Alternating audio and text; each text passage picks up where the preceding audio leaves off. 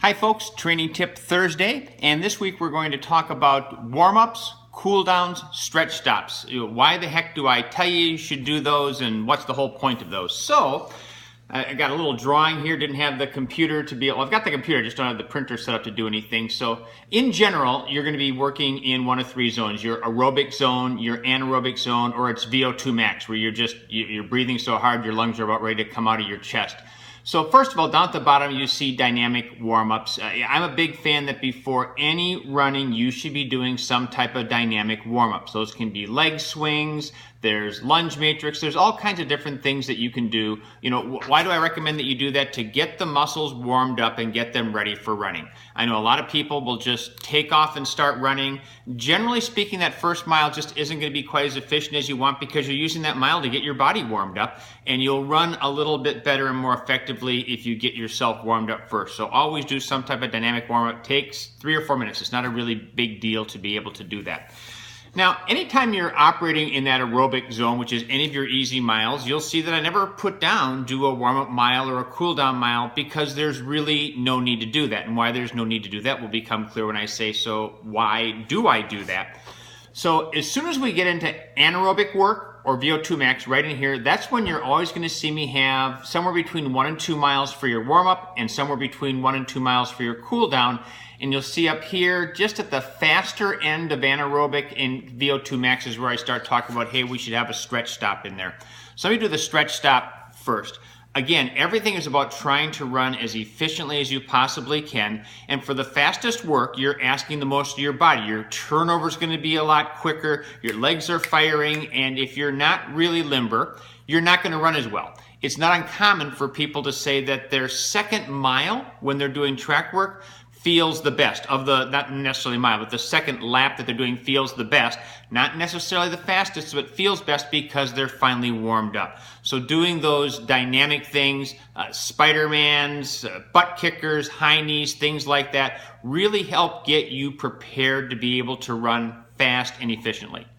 So let's go back to the warm-up and cool-down. So same type of a thing, that warm-up is always in your aerobic zone. You're getting your body prepared to be able to run a little bit faster. We don't do the stretch stop when you get into the early anaerobic thing, which a steady state is you might typically see in there because it's just not fast enough. That mile or 2 or 3, whatever I prescribe, is going to be good enough to get the muscles warmed up real well to do that. And then we have the cool down. So a lot of people, if they're running out of time, will not do the cool down. I would tell you, you still want the cool down. You could maybe shorten it a little bit, but you're actually better off take a little bit of the hard work and get rid of that than to get rid of the cool down. So why is that? Anytime that you are operating in the anaerobic or higher, your body is producing lactic acid and other waste products, we'll just call them. In the aerobic zone, you're not doing that. Now, actually, you do produce a little bit of lactate in the aerobic zone, but it's very little, and your body uses it for fuel, so you kind of just get rid of most of it right away for the most part. When you're in that anaerobic, you still use some of it for fuel, but you tend to accumulate it in the body as well. How much you accumulate really depends upon how fast you're running, how long you're running for. There are other waste products. Your muscles also contract more. So the faster you run, the more your muscles have to contract, and you shorten them. That's one reason runners are so tight, is we're shortening the muscles when we're doing that contraction. You might think you're lengthening with that stride, but it's actually the opposite. It's shorter. That's why sprinters and things like that are wound really tight. Their muscles are just all shortened up. And actually, sprinters will get injured more often than marathoners on average just because of that tightness of the muscles. So the purpose of the cool down is to do a couple of main things. One, to get your muscles back to where they were. That slow running allows your muscles to elongate a little bit so that you don't end up stopping and having them in that little tight phase, which is just going to make things tight. You'll feel kind of crappy the next day or more sore.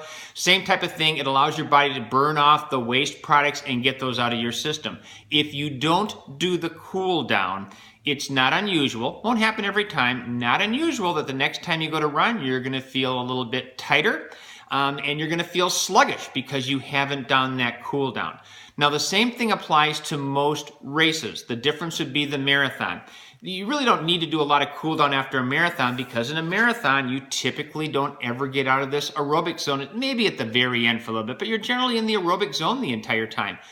Any other race distance, you probably spend a fair amount of time in the anaerobic or the VO2, meaning you're producing that. So being able to do, 1 to 2 miles really, really easy might not sound very appealing, but I'm here to tell you, when you do that at the end of a hard race, you will recover better or you'll feel a little bit better. So dynamic warm-up before you start.